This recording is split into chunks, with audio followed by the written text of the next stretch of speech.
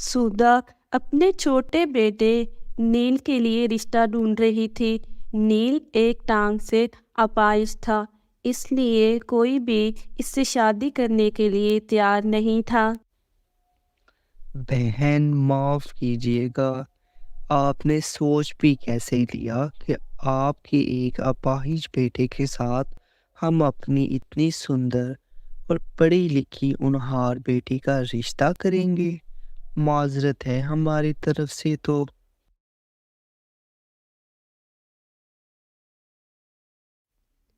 सुधा की बड़ी बहू नीति हमेशा नील के अपाहिज होने का मजाक उड़ाती थी। अगर आपने अभी तक हमारे चैनल को सब्सक्राइब नहीं किया तो चलो जल्दी से सब्सक्राइब करो। देखना, अब इस लूले की शादी कभी नहीं होगी। जब मैंने कहा था मेरी चाची की बेटी मानवी से शादी करवा दो, तब तो तुम लोगों को बड़ी बातें आई थी कि वो काली है, मोटी है, अनपढ़ है, और भी पता नहीं क्या क्या कहा था। अब आप लोगों को कोई बहरी या लंगड़ी भी हाँ कर दे तो वही बड़ी बात है। बहू, अपनी जुबान को थोड़ा लगाम दिया कर। देखना, तो मैं इसके लिए तेरे से भी सुंदर लड़की लाऊंगी। ये मेरा वादा है तुझसे। बेटा नील, तू चिंता मत कर। तेरी माँ तेरे लिए बहुत अच्छा रिश्ता ढूंढ कर लाएगी। देखना। अगर आपने अभी तक हमारे चैनल को सब्सक्राइब नहीं किया तो चलो जल्दी से सब्सक्राइब करो। नीति को अपनी खूबसूरती पर बड़ा घमंड था।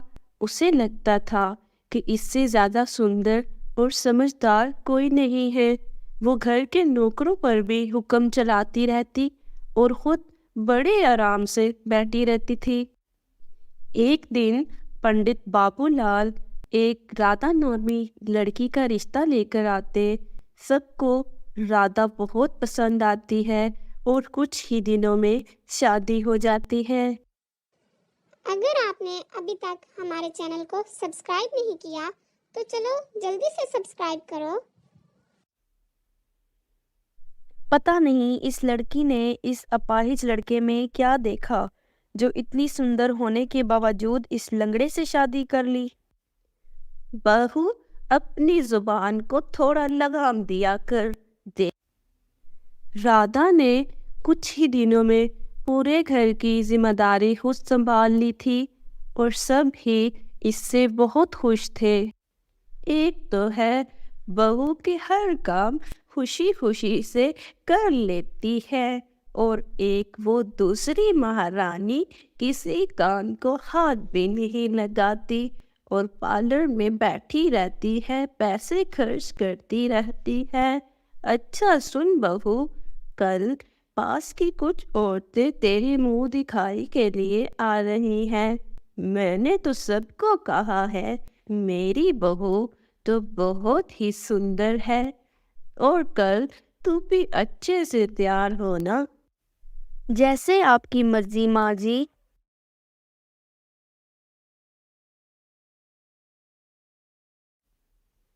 थोड़ी देर बाद तेल और हल्दी लेकर अपनी बहू के पास आती है और कहती है, अरे बहू, इधर आ, मैं तेरे बालों में तेल लगाऊं। इससे बाल मुलायम और बहुत खूबसूरत हो जाते हैं। कितने रूखे रूखे से हो गए हैं बाल। तेरे आ जैसे नकली बाल हो। आ नीचे बैठ, मैं तेरी मालिश कर देती हूँ। मालिश का नाम सुनकर राधा घबरा सी जाती है और कहती है, अगर आपने अभी तक हमारे चैनल को सब्सक्राइब नहीं किया तो चलो जल्दी से सब्सक्राइब करो। माँ जी, अभी मुझे थोड़ा सा काम है, वो करके मैं फिर मालिश कर लूँगी। इतना कहकर राधा अपने कमरे में चली जाती है और कमरे में जाकर अपने सर की विग को ठीक कर रही होती है कि दूसरी जानब नीति देख लेती है। ओ माय गॉड, अच्छा जी, तो ये मेहरानी असल में गंजी है और हम सबको बेवकूफ़ बना रही है। तभी मैं कहूँ, इतनी सुंदर होने के बावजूद एक अपाहिज लड़के से शादी क्यों की? अब सुबह इसकी मुंह दिखाई पर मैं ही इसकी पोल खोलूंगी। अगले दिन सारी औरतें राधा की मुंह दिखाई के लिए आ जाती हैं। तभी नियति अपनी चाल चलती है। दूसरी जानिब राधा अपने कमरे में तैयार हो रही होती है कि नीति जाती है। अरे, तुम अभी तक तैयार नहीं हुई? ये साड़ी कैसे पहनी है? इधर आओ, मैं पिन लगा देती हूँ। जानबूझकर राधा का दुपट्टा इसके बालों के साथ पिन कर देती है। तो जैसे ही राधा सबके सामने आती है और बैठने लगती है तो राधा की वीक उतर जाती है और सब हैरान हो जाते हैं। अगर आपने अभी तक हमारे चैनल को सब्सक्राइब नहीं किया तो चलो जल्दी से सब्सक्राइब करो।